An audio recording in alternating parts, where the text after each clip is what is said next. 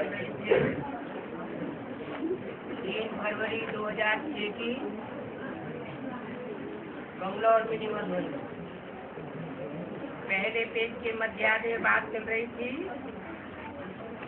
बाप की दिल पसंद स्थिति है संपूर्ण पवित्रता।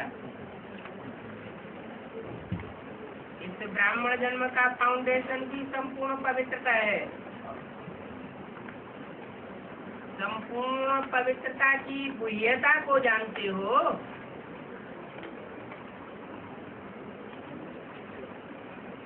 संकल्प और स्वप्न में भी विंचक मात्र पवित्रता का नाम निशान न हो। बाप दादा आजकल के समय की समीक्षा प्रमाण बार बार अटेंशन खिंचवा रहे हैं कि संपूर्ण पवित्रता के हिसाब से व्यर्थ संकल्प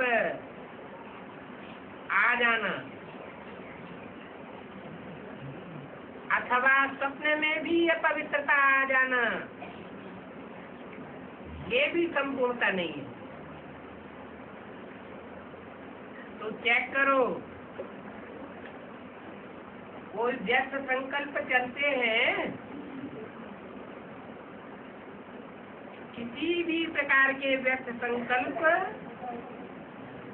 संपूर्णता से दूर तो नहीं कर देते हैं।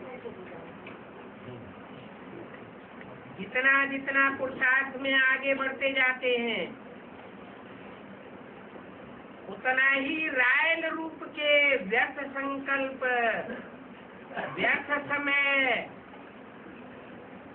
समाप्त तो नहीं करते हैं। ऐसे क्यों होता है?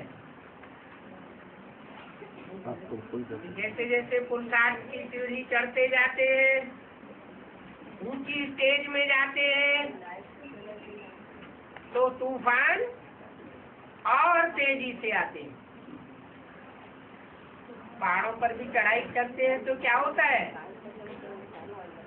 जैसे जैसे ऊंची चोटी पर जाते हैं, तूफान तेज होता जाता है। और यहाँ तो रील घूम रही है। चार युगों की, चार सीन की, ये ड्रामा की रील घूम रही है। सत्य की शूटिंग, त्रेता युगी शूटिंग, द्वापर युगी शूटिंग, कलयुगी शूटिंग, और अभी कलयुगी शूटिंग के अंत में भी अंतराल का चक्र।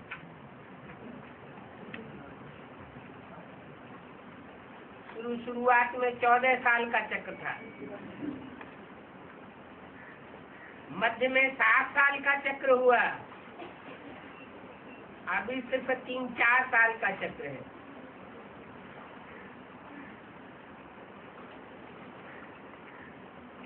तो जो कलयुग के अंत में सीढ़ी उतरते समय अवस्थाएं नीचे गिरती रही है, उसकी शूटिंग में पहचान तो होनी चाहिए ना। परिस्थितियां दिन प्रतिदिन गिरती जा रही हैं और पुरुषार्थ की प्रैक्टिस बढ़ती जा रही है, समस्याएं भी बढ़ती जा रही है, फिर भी संकल्पों को कंट्रोल करना भी मुश्किल होता जा रहा है।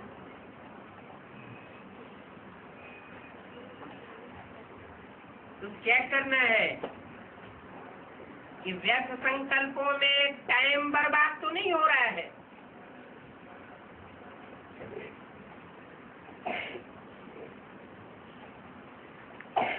रायल रूप में अभिमान और अपमान व्यर्थ संकल्प के रूप में वार तो नहीं करते हैं।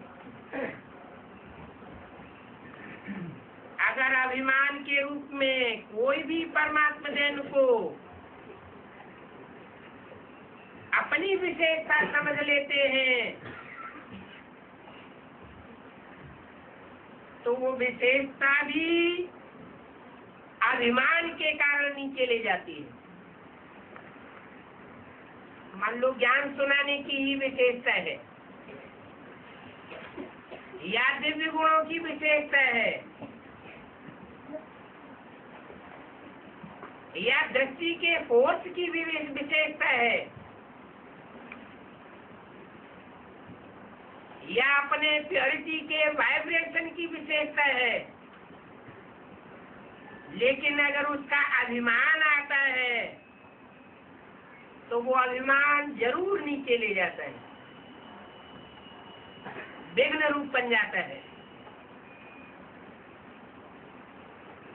और अभिमान भी सूक्ष्म रूप में यही आता है जो जानते भी हो। मेरा बनाया, मेरा नाम, मेरा मान, मेरी शान होनी चाहिए। ये मेरापन अभिमान का रूप ले लेता है तो परमात्मा देन, लेकिन उसमें अभिमान मिक्स हो जाता है। ये व्यक्त संकल्प भी संपूर्णता से दूर कर देते हैं, क्योंकि बाप दादा यही चाहते हैं समान और अभिमान न हो,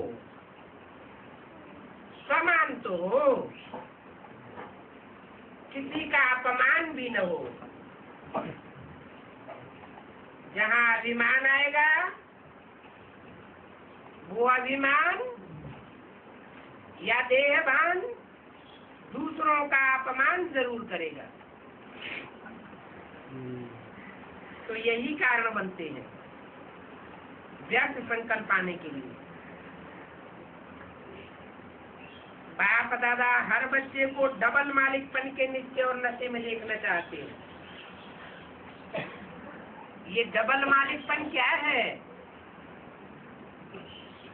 एक तो बाप के खजानों के मालिक,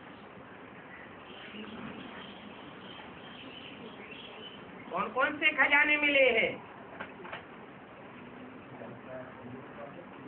ज्ञान का खजाना तो मिला ही है, इसके अलावा ज्ञान जितना बुद्धि में होता है उसके आधार पर और कौन कौन से खजाने मिले हैं?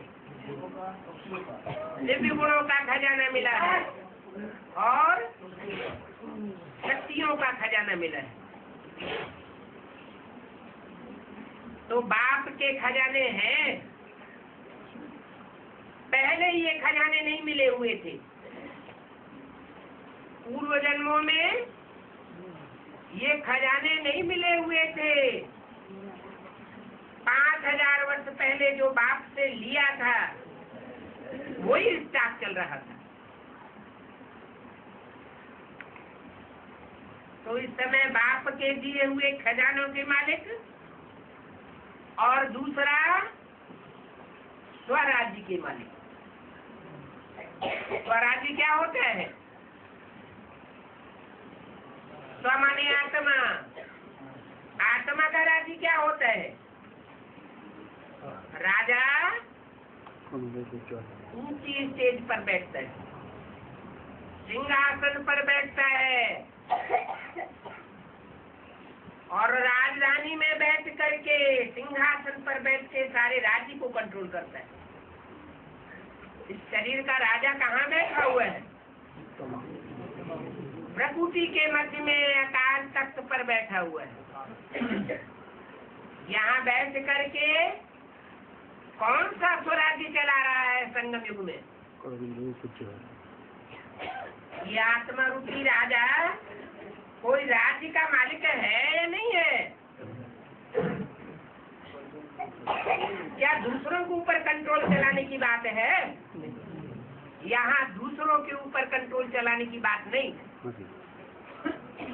दूसरों का राजा नहीं बनना है, दूसरों पर आर्डर नहीं चलाना है, उनको स्नेह से चलाना है। भाईचारे से चलाना है, लेकिन कंट्रोल किसके ऊपर करना है? जो भी आत्मा के नजदीक सबसे पहले बैठे हुए हैं, मंत्री, महामंत्री, महामात्य कहो, उनको पहले पहले कंट्रोल करना है। कौन है महामंत्री? मन बुद्धि को तो आत्मा ही कहा जाता है। बुद्धि तो है ही कंट्रोलर।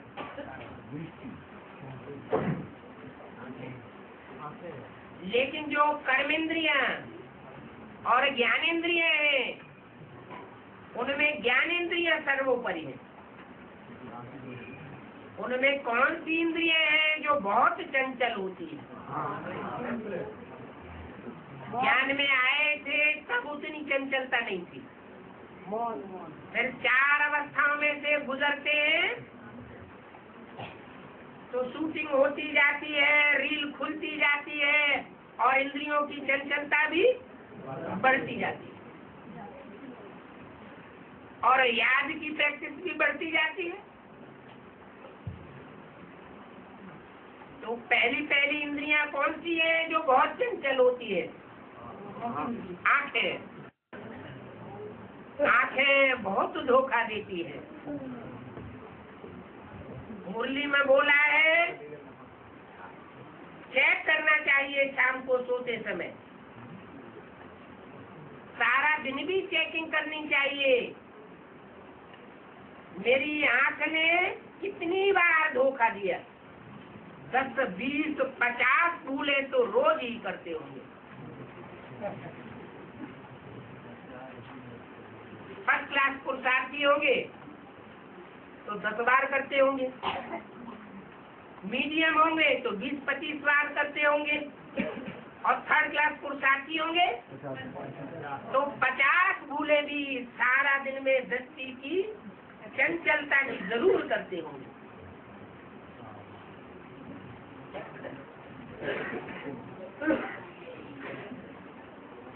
उसके बाद कौन सी इंद्रिय है? ये तो हुई सर्वोपरि ज्ञान इंद्रिया। उसके बाद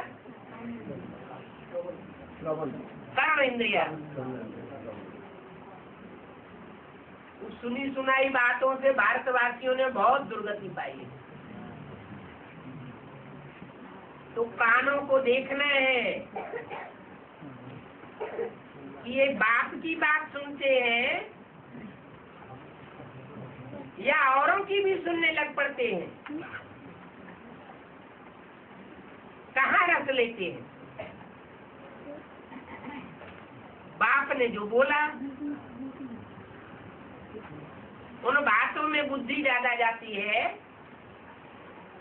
कर्म इंद्रिय के साथ, या मनुष्य मात्र जो भी कुछ बोलते हैं उन बातों को सुनने में बुद्धि ज्यादा जाती है।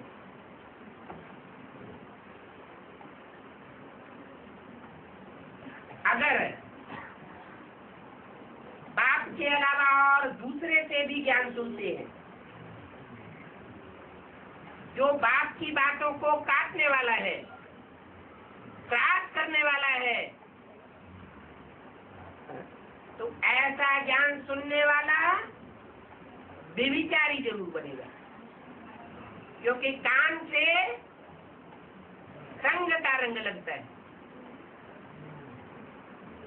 आंखों से भी लगता है, उसके बाद कानों से भी लगता है।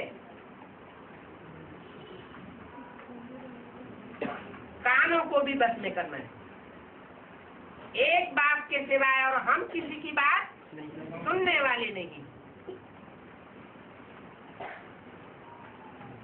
दूसरे धर्मों से ये विशेषता हमको धारण करनी है। मुसलमान इसी बात के कारण हिंदुओं को कहते हैं काफर,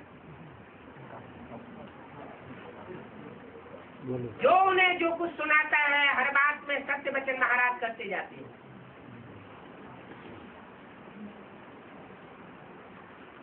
और नीचे गिरते जाते हैं।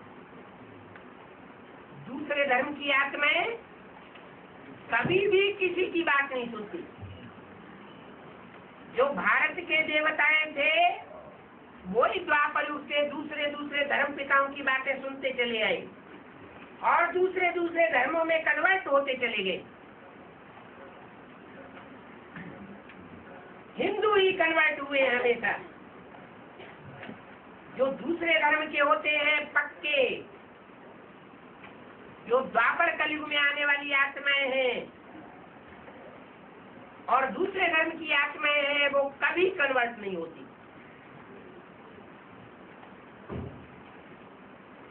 भगवान बाप आएगा तब की बात दूसरी है, तब भी बाद में कन्वर्ट होंगी जब उनके मुखिया कन्वर्ट हो जाएंगे। इतने पक्के होते हैं। यहाँ भी बोला हुआ है जो आधार मूर्त जड़े हैं, जो बीज रूप आत्माएं हैं, उनके उनके जो मुखिया हैं और उनके जो फॉलोअर्स हैं, उनके बारे में बोला हुआ है जो जिस धर्म का होगा वो उसी की बात मानेगा। और भगवान भी उतर आए और समझाया कि ब्रह्मा भी उतर आए तो भी ब्रह्मा की बात, प्रजापिता ब्रह्मा की बात नहीं मानेगा। साफ कह देते हैं।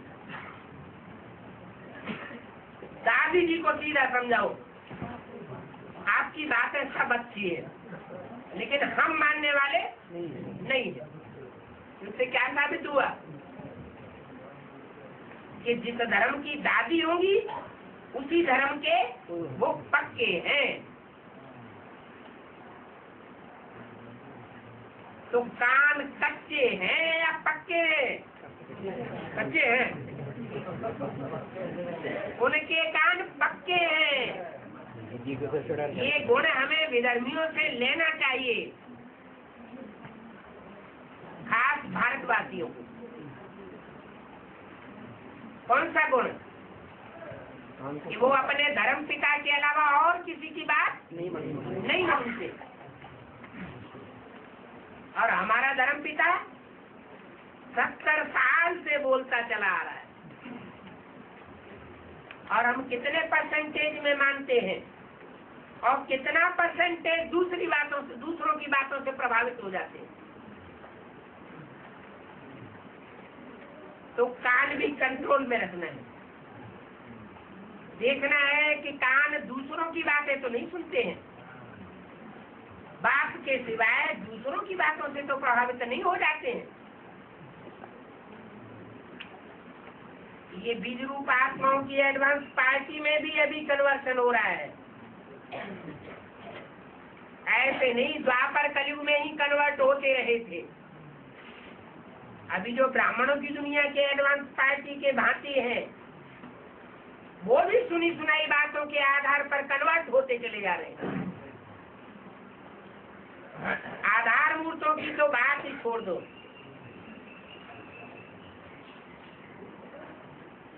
वो तो कन्वर्ट होते हैं और कम कलाओं के नारायण बनते हैं जिनका भारत में कोई गायन नहीं है। और जो उनके फॉलोअर्स होते हैं वो सतयुग में त्रेता में प्रजा तो बनती है लेकिन वो भगवान की बातों पर कोई गौर नहीं करती। भले डायरेक्ट भगवान उनको सुनाए तो भी उनके ऊपर कोई असर नहीं पड़ने वाला। तो कानों को भी देखना है। ये कान व्यभिचारी तो नहीं बनते हैं, ऐसे नहीं कि कामेंद्रियां ही व्यभिचारी बनती है। सब इंद्रियों का यही हाल है।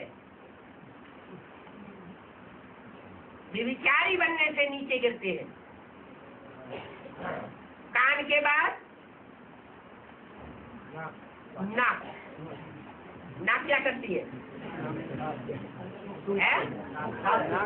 नाक जो घ्राण इंद्रिय है उसमें सबसे तीखा जानवर कौन सा होता है?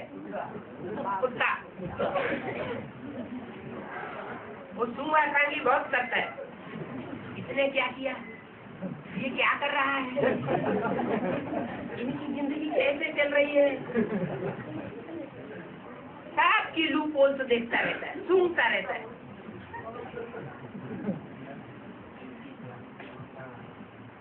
तो ऐसी अगर विचारी रूप से सूंघने की शक्ति है और वो तेजी से काम कर रही है, तो घ्राण शक्ति के आधार पर भी नीचे गिरते हैं और तेजी से नीचे गिरते हैं। परचिंतन पतन की जड़, स्वचिंतन उन्नति की सीढ़ी। इसके बाद है जिह्वा, मुख। तो दूसरों से सुनी सुनाई बातें हैं, उन पर विचार नहीं किया ये कितनी राइट है और कितनी रंग है, कितनी मुरली के अनुकूल है और कितनी मुरली की भाषा के प्रतिकूल है। और जो सुना बिना विचार किए दूसरों को सुनाना शुरू कर दिया।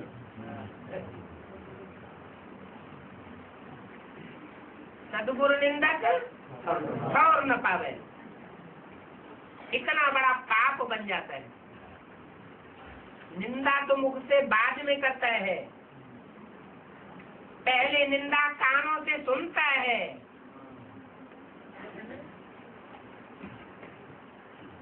तो कान से भी विकर्म, मुख से भी विकर्म होता रहता है। उल्टा उल्टा ज्ञान सुनाने लग पड़ता है। और ऐसा उल्टा ज्ञान सुनाने वाली आत्माएं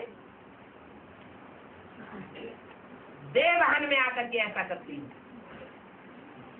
उन्हें ईर्ष्या पैदा होती है कोई से, तब दूसरों की गिलानी करती है। खुद पुरुषार्थ में उतना आगे नहीं बढ़ पाती कमजोर होने के कारण, तो ग्लानि का रास्ता अपना लेती है।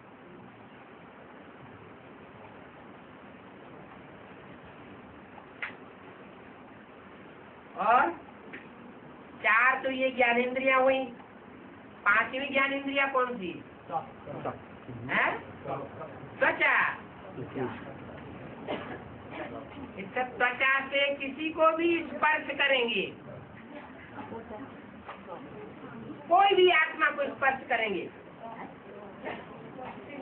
अगर लगाव पूर्वक स्पर्श किया तो बैटरी जरूर डिस्चार्ज होगी। आत्मा रूपी बैटरी है ना, वो जरूर डिस्चार्ज होगी। खुदा न खास्ता धोखेधड़ी में कहीं बस में जाते, टेम्पो में जाते, टच हो जाए तो बात दूसरी है, लेकिन लगाव पूर्वक जो टच होता है उससे संग का रंग जरूर लगता है। एक शिव सुप्रीम सोल ऐसा है जिसको कोई भी प्रकार का संग का रंग नहीं लगता। बाकी राम कृष्ण से लेकर जो भी मनुष्य आत्माएं हैं, इब्राहिम, बुद्ध, क्राइस्ट या उनके फॉलोअर, सबको संग का रंग लगता है।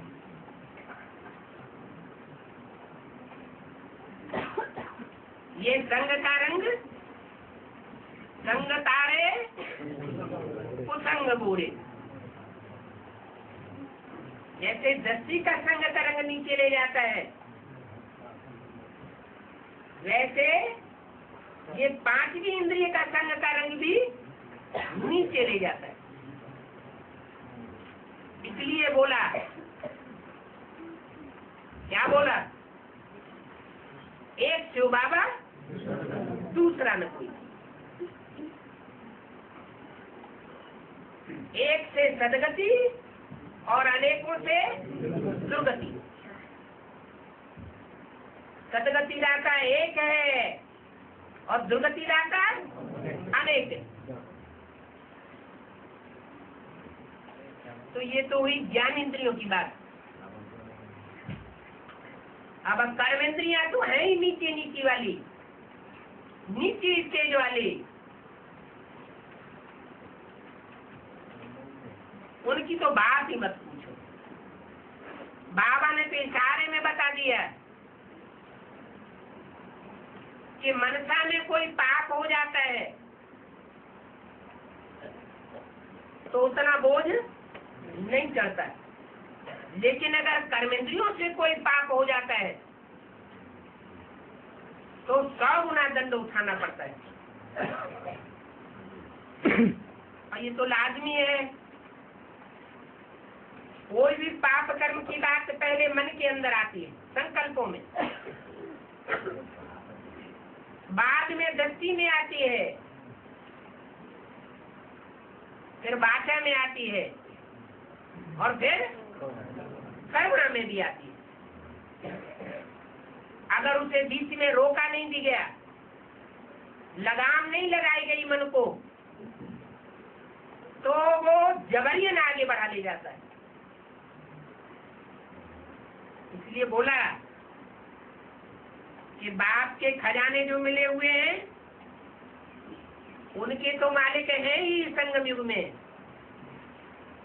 लेकिन ये भी देखना है कि हम स्वराज्य के कितने मालिक बने। ये 10 इंद्रियों के ऊपर और मनरूपी 11वीं इंद्रिय है, ये भी जड़त्वमयी है। इसकी लगाम को अगर बुद्धि की जो लगाम है अगर उसको कस के नहीं रखा तो ये मनरूपी घोड़ा गड्ढे में जरूर ले जाएगा।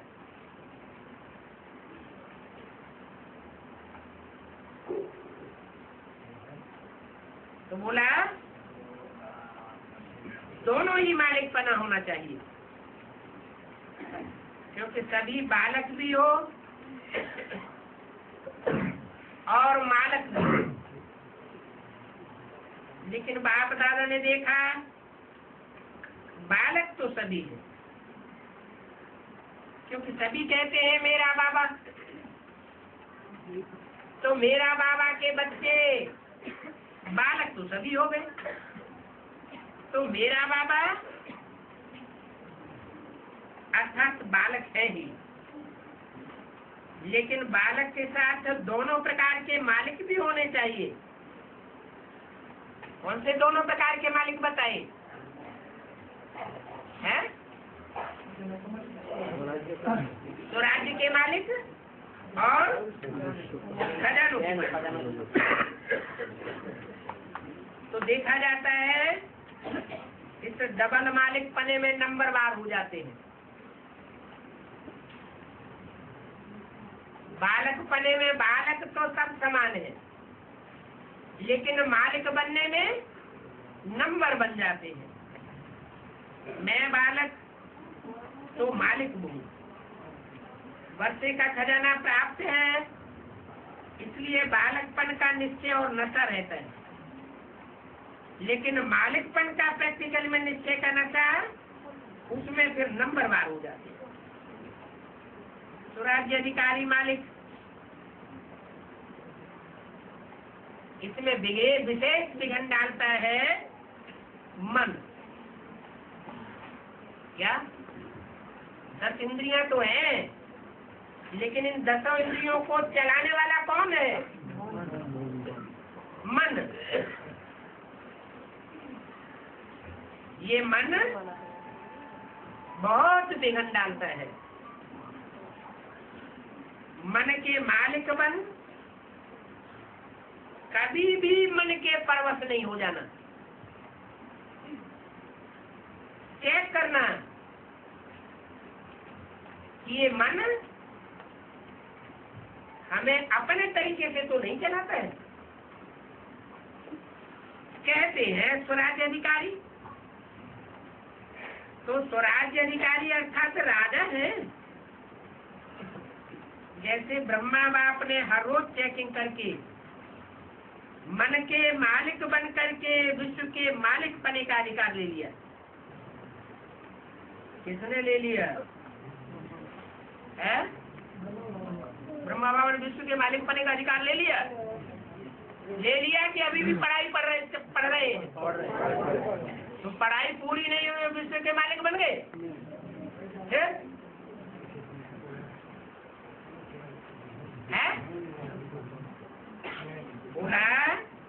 तो स्वराज्य अधिकारी अर्थात राजा है।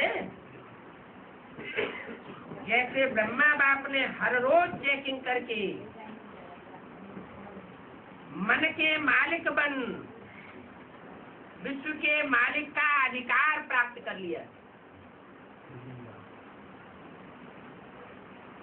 कब कर लिया? सन 36 से कर लिया, या सन 47 से कर लिया, या सन 68 से कर लिया? कब से कर लिया? विश्व के मालिक पने का अधिकार प्राप्त कर लिया है? हाँ, ब्रह्मा बाप। कौन सा ब्रह्मा पहले? ब्रह्मा भी तो नंबरवार है। या एक साथ पांचों ब्रह्मा हो जाते हैं? नंबरवार है। तो जिस नंबर से ब्रह्मा है उसी नंबर से उनको प्राप्ति भी होती है। तो पहले नंबर के 3 ब्रह्मा कौन हुए? प्रजापिता ब्रह्मा, आदि माता और दादा ब्रह्मा। दादा लेकर बच्चा ब्रह्मा। तो ब्रह्मा बाप ने हर रोज चेकिंग करके मन के मालिक बन विश्व के मालिक पने का अधिकार प्राप्त कर लिया। ऐसे ये मन बुद्धि राजा के हिसाब से ये मन मंत्री है। क्या बुद्धि है राजा और मन है मंत्री।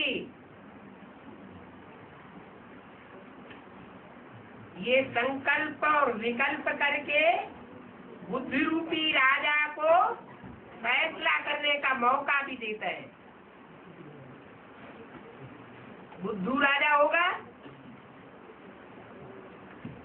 तो बुद्धि अप्लाई नहीं करेगा, और मन जो फैसला दे देगा उसी पे चल पड़ेगा। 3 मूर्तियों में मन का पाठ बजाने वाला कौन? और बुद्धि का पाठ बजाने वाला कौन? और संस्कार परिवर्तन, संस्कार शक्ति वो विष्णु है। जब तक मन संकल्प विकल्प नहीं करे तब तक राइट और रॉन्ग का पता नहीं चल सकता। रावण की भी पहचान चाहिए तो प्रैक्टिकल में राम का पाठधारी कौन है वो भी पहचान चाहिए।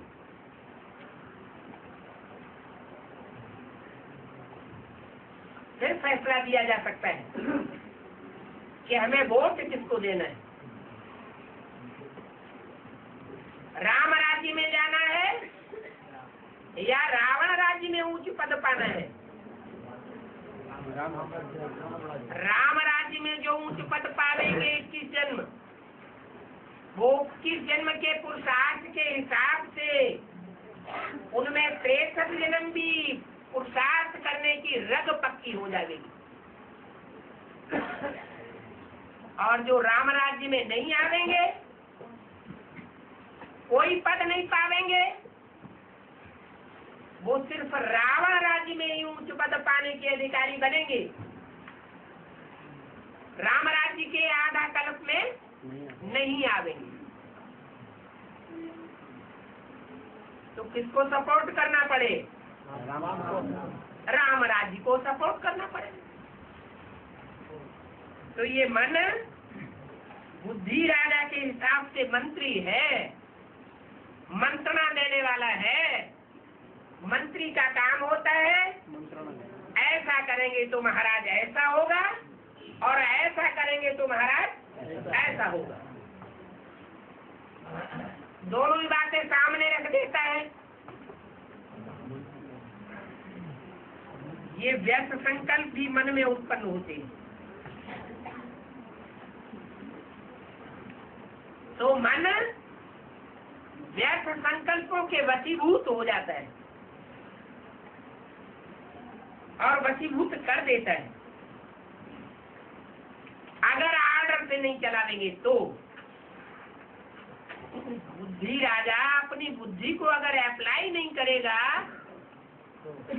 तो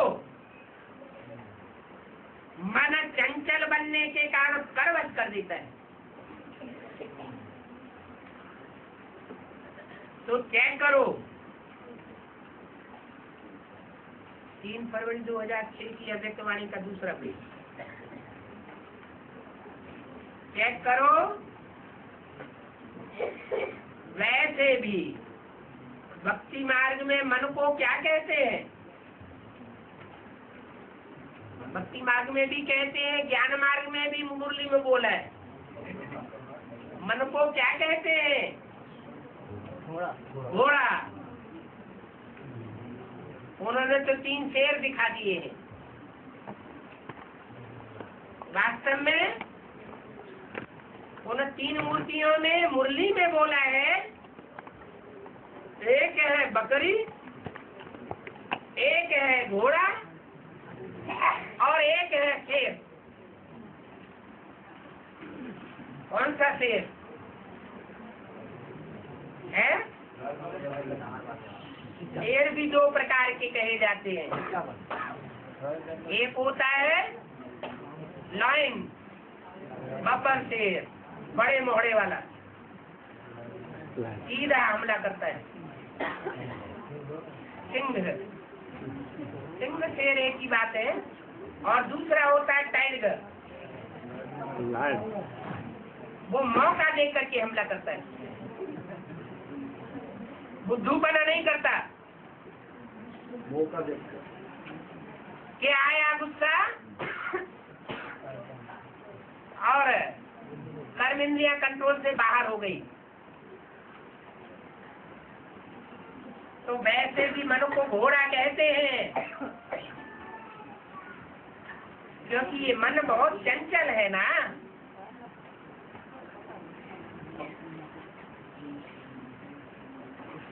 घोड़े को कंट्रोल करने के लिए क्या लगाते हैं? तो आपके पास कौन सी लगाम है? आपके पास है बुद्धि, तो विकारी भी होती है और बुद्धि निर्विकारी भी होती है। लेकिन आपको कौन सा लगाम मिला? क्या 63 जन्मों में बुद्धि नहीं थी? 63 जन्मों में हमारे पास बुद्धि थी या नहीं थी? थी। तो लगाम नहीं थी? तो विकारी बुद्धि था। बुद्धि थी, लेकिन श्रीमत की लगाम नहीं थी। तो ये श्रीमत है लगाम। अगर श्रीमत का लगाम थोड़ा भी ढीला कर देते हैं, थोड़े भी अलबेले हो जाते हैं, मन की मत पर चल पड़ते हैं या मनुष्य मत पर चल पड़ते हैं और लगाम ढीली कर देते हैं, श्रीमत के ऊपर विचार नहीं करते, तो मन बहुत चंचल बन जाता है। ये मन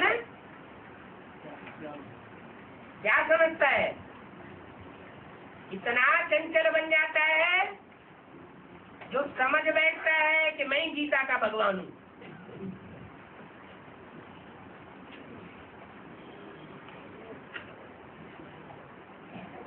पूरा कंट्रोलर बन करके बैठ जाता है। तो देखो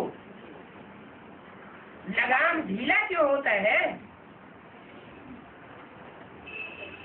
क्योंकि कहाँ न कहाँ लगाम इसलिए ढीला होता है क्योंकि कहाँ न कहाँ साइड सीन्स देखने में लग जाते हैं।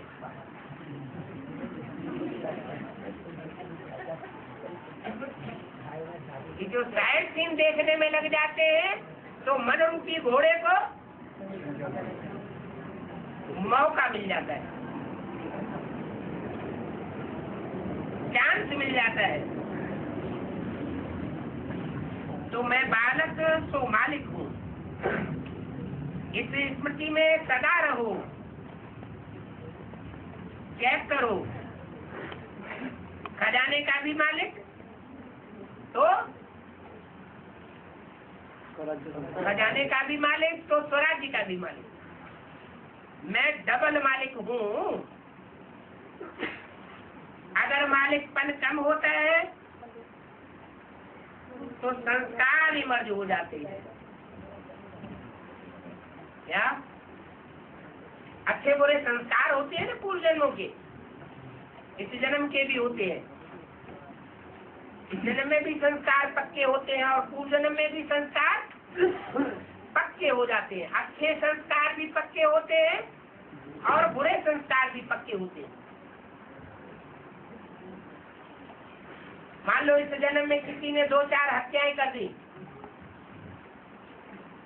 तो संस्कार पक्का हो जाता है। बुद्धिमाता ये तो मेरे बाएं हाथ का खेल। हत्यारे इतने निश्चय बुद्धि हो जाते हैं कि भरे मार्केट में गोली चला के और भाग जाते हैं और कोई हिम्मत नहीं कर पाता उनको पकड़ने की। उनका और भी साहस बढ़ जाता है। जैसे कसाई के संस्कार, कसाई के घर में जो बच्चा पैदा होगा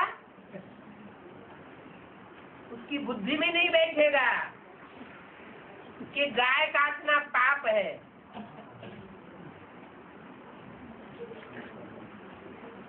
एक दो बार किसी ने गलती की होगी, पहली बार दूसरी बार तो मन खाएगा,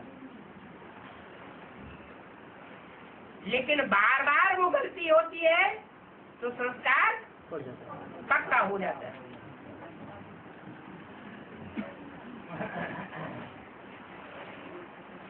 तो संस्कार को क्या कहते हो? परिवर्तन शक्ति। कहते हो कि मेरा संस्कार ही ऐसा है, मेरी नेचर ऐसी है। लेकिन क्या ये मेरा है? कहने में तो ऐसा नहीं कहते हो मेरा संस्कार, ये मेरा है। मेरा है, राइट है कहना मेरा संस्कार। मेरा संस्कार कहना राइट नहीं है।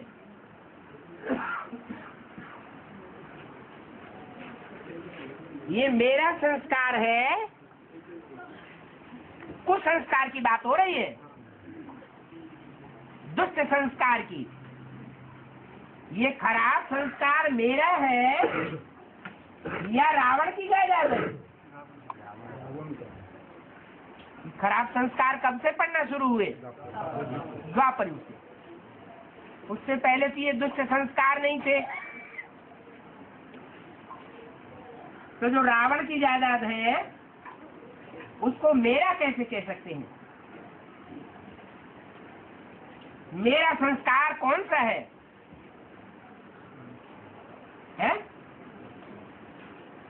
अरे अच्छा, द्वापर युग से तो रावण का संस्कार है, फिर मेरा संस्कार कौन सा है?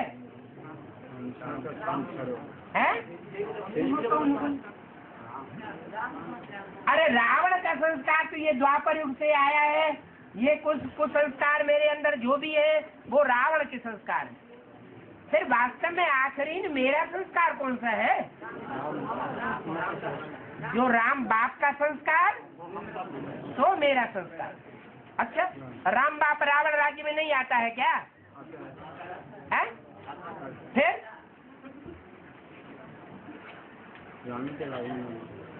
राम ही रावण बनता है और क्या?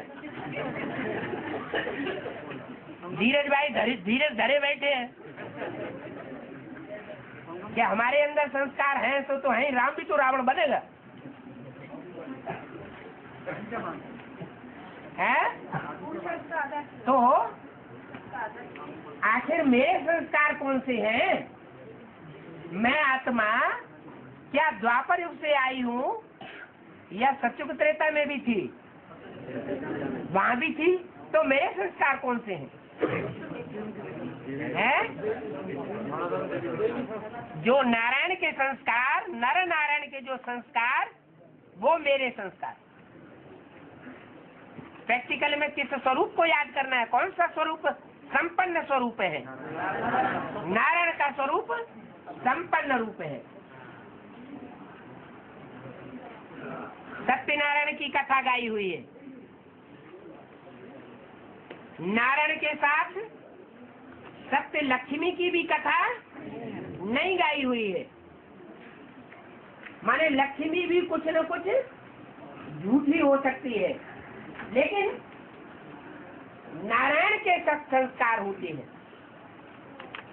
तो जो बाप के संस्कार, तो मेरे संस्कार। घड़ी घड़ी देखना है। जो मनमना भव का अर्थ बताया, क्या बताया?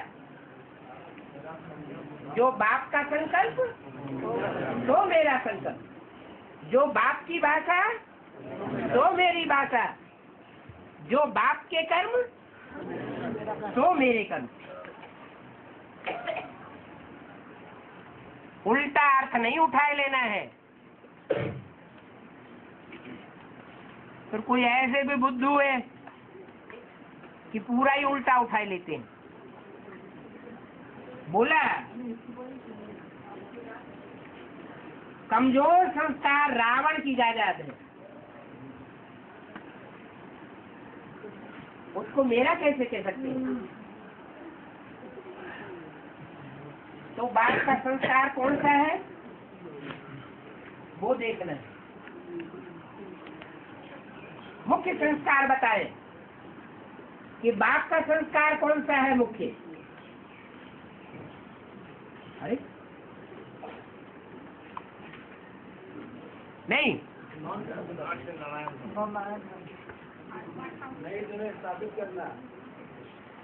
रावण का संस्कार और बाप का संस्कार। रावण द्वापर से आता है, द्वैतवादी युग से आता है, और राम राज्य अद्वैत राज्य से आता है। अद्वैत माने सारी दुनिया में एक राज्य, एक भाषा, एक कुल, एक धर्म होगा। माना सारे विश्व का कल्याण हो। रावण अपने देह अभिमानी बच्चों का पहले कल्याण चाहेगा, राक्षसों का पहले कल्याण चाहेगा, या देवताओं का भी कल्याण चाहता है? उसका कहना ही है अंधेरा कायम रहेगा। जो ज्ञान सूर्य से संस्कार आता है, सारे संसार को रोशनी देना, ऐसे नहीं कि सिर्फ देवताओं को ही रोशनी देनी है। ज्ञान की रोशनी सारे विश्व को देनी है। तो बाप का संस्कार क्या हुआ? विश्व कल्याण। बाप विश्व कल्याणकारी है, तो विश्व पिता के रूप में गाया हुआ है, विश्व का मालिक बनता है। तो ये विश्व कल्याण का संस्कार, तो हम बच्चों का संस्कार, सबके प्रति शुभभावना, शुभकामना। तो कोई भी कमजोर संस्कार को मेरा संस्कार कहना ना है।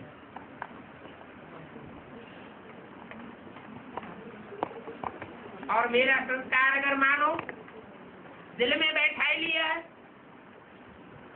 जगह दे दी, अशुद्ध चीज को दिल में बैठा दिया, क्योंकि मेरी चीज से तो प्यार होता है ना।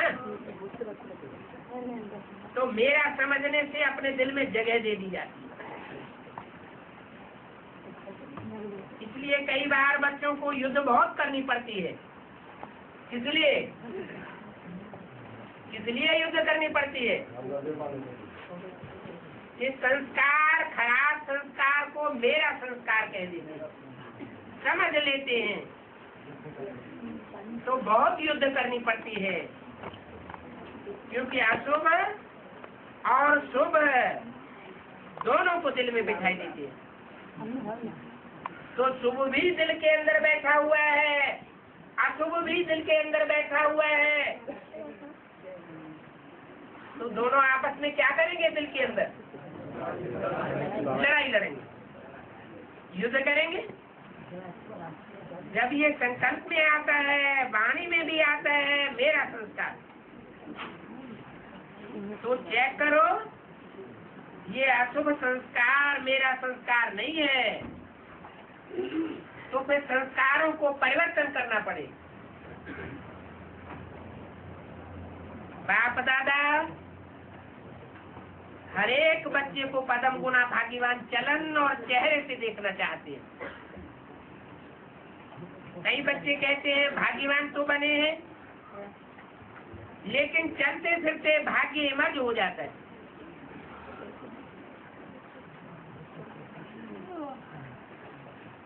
और वो मर्ज हो जाता है।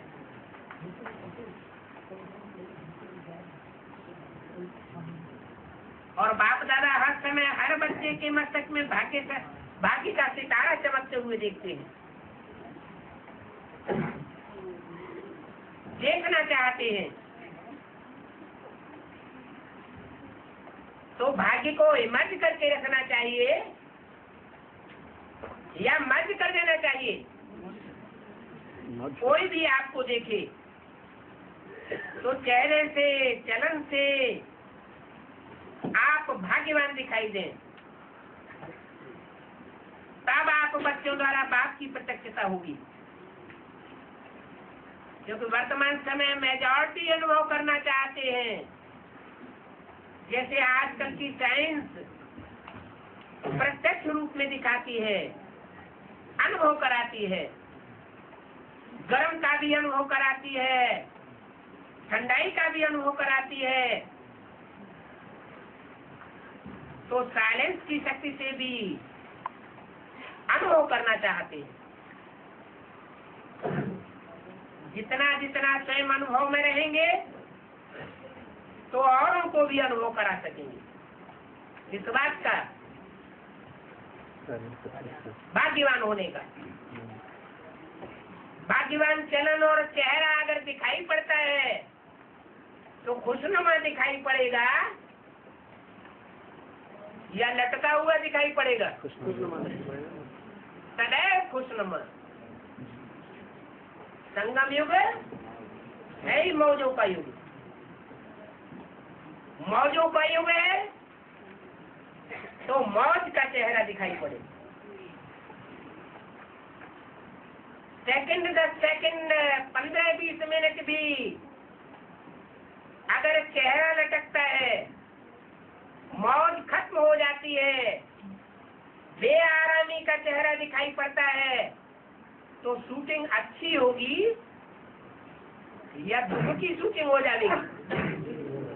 दुख की शूटिंग हो जाती है, दुर्भाग्य की शूटिंग हो जाती है। तो बाप दादा ने इशारा दिया है कि अभी कंबाइंड सेवा करो। कौन सी कंबाइंड सेवा? सिर्फ आवाज की सेवा नहीं करो, लेकिन आवाज के साथ साथ अनुभवी मूर्त बनकर के अनुभव कराने की भी सेवा करो कि हम भाग्यवान हैं और दूसरों को भी चैनल और चेहरे से दिखाई पड़े ये भाग्यवान दुनिया के मालिक बनने वाले हैं। कोई न कोई शांति का अनुभव, खुशी का अनुभव, आत्मिक प्यार का अनुभव। देखो, अनुभव ऐसी चीज है जो एक बार भी अगर अनुभव हुआ तो वो छोड़ नहीं सकेंगे। सिर्फ वाचा से, आवाज से अगर ज्ञान सुनाएंगे तो आज सुनेंगे, कल उनके कान से निकल जाएगा, बुद्धि से निकल जाएगा। सुनी हुई चीज भूल सकती है, लेकिन अनुभव की हुई चीज नहीं भूलेगी। वो चीज अनुभव कराने वाले के समीप लाती है। सभी पूछते हैं कि अभी आगे के लिए क्या नवीनता करें। तो बाप दादा ने देखा सर्विस तो सभी उमंग उत्साह से कर रहे हो, और हर एक वर्ग भी सर्विस कर रहा है। आज भी बहुत वर्ग इकट्ठे हुए, मेगा प्रोग्राम भी कर लिया। कम से कम संदेश तो दे ही दिया। क्या क्या काम तुम्हारा? मेगा प्रोग्राम जो किया उससे क्या रिजल्ट निकला? कम से कम संदेश तो दे ही रहे हैं, लेकिन ये संदेश देने का समय है, पुरुषार्थ के अंतिम वेला के हिसाब से संदेश देने का समय है या वारसदार बनाने का समय है? माला बनाने का समय है। अभी कौन सा समय चल रहा है? माला रूपी नई दुनिया का संगठन बनाने का समय चल रहा है। तो मेगा प्रोग्राम से संदेश तो दे दिया, अपना उलहना तो निकाल लिया। इस बात की तो मुबारक हो, लेकिन अब तक ये आवाज नहीं फैला है। क्या न बीके के द्वारा ये आवाज फैला है, न एडवांस पार्टी में ये आवाज फैला है चारों ओर। क्या ज्ञान तो सुनाते हैं, पहले क्या आता है? पहले ज्ञान आता है, बाद में ज्ञान पहले आता है और ज्ञानदाता बाद में प्रत्यक्ष होता है। तो ये तो आवाज फैला है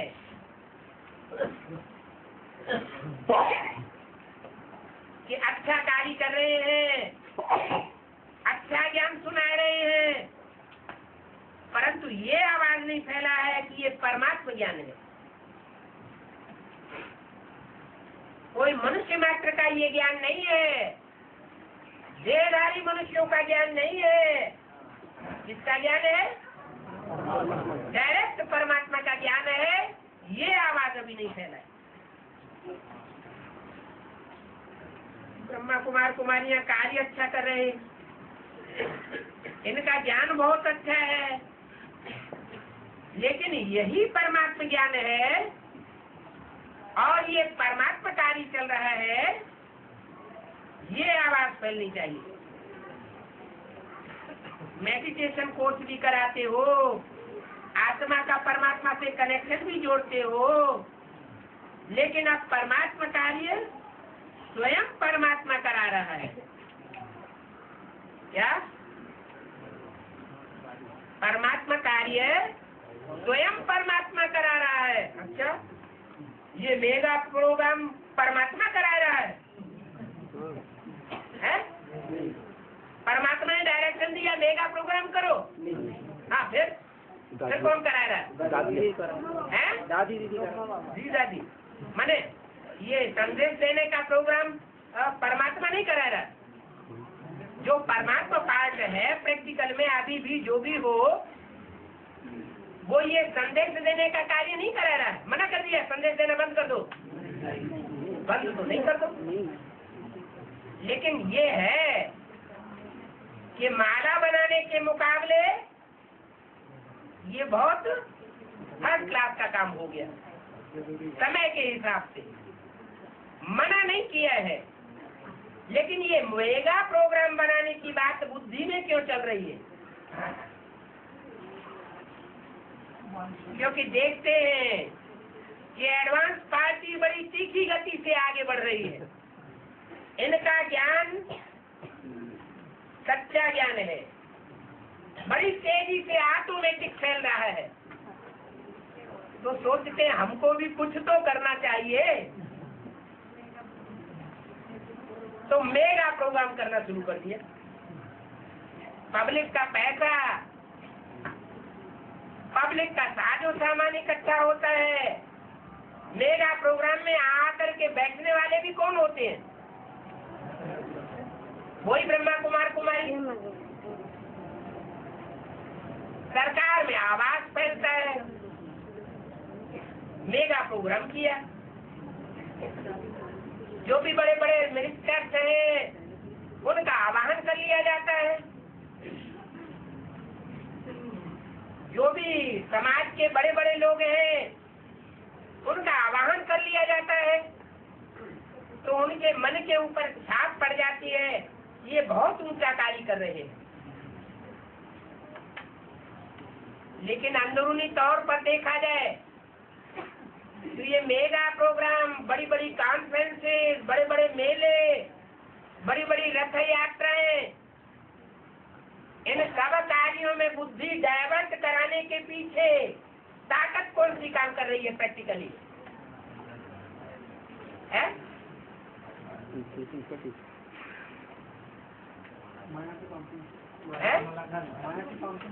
नहीं, माया का कॉन्फ्रेंस को दिखाने के लिए कौन मजबूर कर रहा है?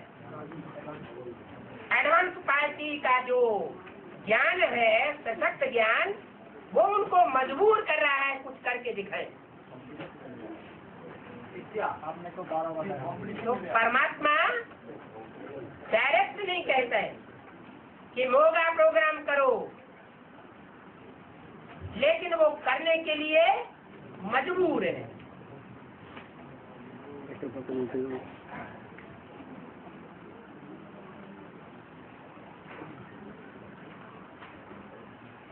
अब परमात्मा कार्य स्वयं परमात्मा करा रहे हैं।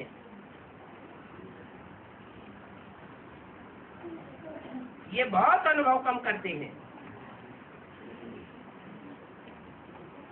क्या मेगा प्रोग्राम ही कौन करा रहा है? मेगा प्रोग्राम कराने का निमित्त कौन बन रहा है? एडवांस पार्टी की जो भी सशक्त आत्माएं हैं वो मेगा प्रोग्राम कराने की भी निमित्त बन रही है। लेकिन किसी की बुद्धि में ये बात आती नहीं। आत्मा और धारणाएं ये प्रत्यक्ष हो रहा है। अच्छा कार्य कर रहे हैं, अच्छा बोलते हैं, अच्छा सिखाते हैं, यहाँ तक तो ठीक है। नॉलेज अच्छी है, इतना भी कहते हैं। लेकिन यही परमात्मा की नॉलेज है। ये आवाज बाप के नजदीक लाएगा। अभी बाप के नजदीक नहीं आते हैं। किसके नजदीक आते हैं? सुनाने वालों के नजदीक आते हैं, लेकिन बाप के नजदीक नहीं आते हैं। जितना जितना बाप के नजदीक आवेंगे उतना उतना स्वयं अनुभव करते जाएंगे और औरों को भी अनुभव करावेंगे।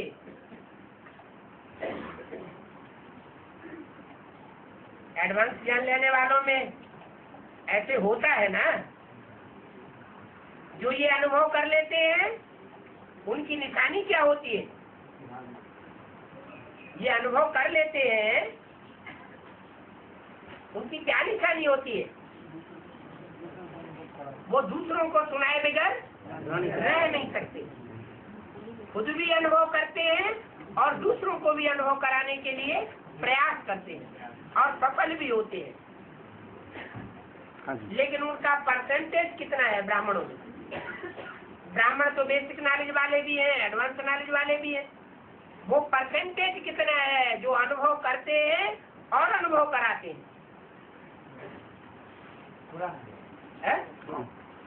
100%। ऐसे लोगों का 100% है? नहीं जी, कम होगा। कितना कितना है? थोड़ा मैंने कितना है? 50% अनुभव करा देते हैं। बेसिक नॉलेज के ब्राह्मण और एडवांस नॉलेज के ब्राह्मण दोनों को मिला करके आधम को अनुभव करा रहे हैं। 10% भी नहीं है, 5 भी नहीं है। अरे एडवांस पार्टी में जो भक्ति करके निश्चय बुद्धि निकलते हैं और फिर देहधारी को नहीं पकड़ते हैं, पढ़ाने वाले को डायरेक्ट बात को पकड़ते हैं। ऐसों का परसेंटेज कितना है? 1% भी नहीं। ब्राह्मणों में से 100 में से 1 भी नहीं निकल रहे हैं अभी। है? बहुत कम परसेंटेज है, ना के बराबर। जो डायरेक्ट बात को पकड़ते हैं। हैं? इसका क्या होगा? हाँ, उसका कारण क्या होगा?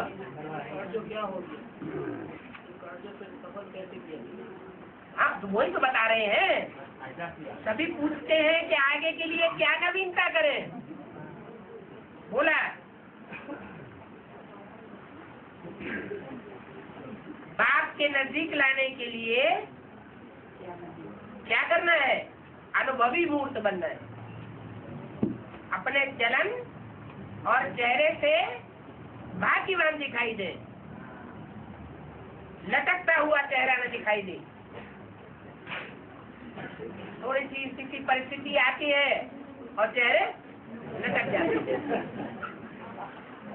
तो लटकते हुए चेहरे को देख करके कौन ज्ञान को सुन करके ये विश्वास करेगा कि इनको भगवान पढ़ाएगा, इन्हें भगवान मिल गया? भगवान मिलने की खुशी कहाँ दिखाई पड़ेगी? जो पाना था तो पा लिया। ये चेहरे से अनुभव होना चाहिए। ओम शांति।